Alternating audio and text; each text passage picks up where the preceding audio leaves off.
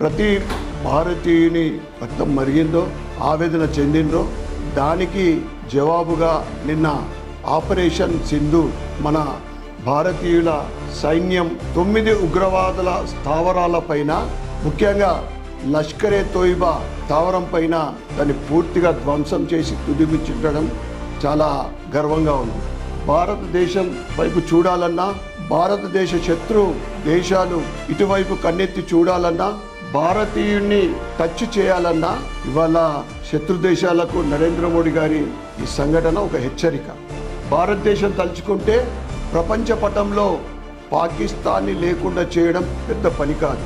మన భారత సైన్యానికి ఇందూర్ జిల్లా తరఫు నుండి సెల్యూట్ చేస్తూ ఉగ్రవాదాన్ని పూర్తిగా తుదిముట్టించడమే, నామరూపాలు లేకుండా చేయడమే భారతదేశ ఉద్దేశం.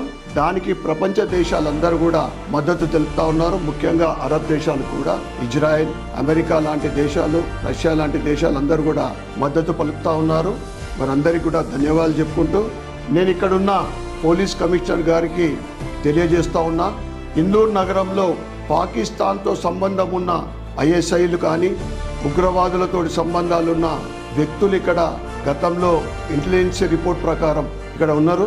అదేవిధంగా పాకిస్తాన్ దేశీయులు మన ఇందూర్ నగరంలో కానీ ఇందూర్ జిల్లాలో కానీ ఎక్కడున్నా కానీ వారిని పాకిస్తాన్ పంపించాలని, ఉగ్రవాదులతోటి సంబంధం ఉన్న వారిని వెంటనే గుర్తించి అరెస్టు చేయాలని డిమాండ్ చేస్తూ రాష్ట్రం అంతా కూడా ఎటువంటి సంఘటనలు జరగకుండా రాష్ట్ర ప్రభుత్వము చర్య తీసుకోవాలని మేము రాష్ట్ర ప్రభుత్వాన్ని కోరుకుంటూ మరొక్కసారి ఆపరేషన్ సింధూర్ నిర్వహించిన మన భారత సైన్యానికి ధన్యవాదాలు చెప్పుకుంటూ భారత్ మాతా కీ జై, జై హింద్.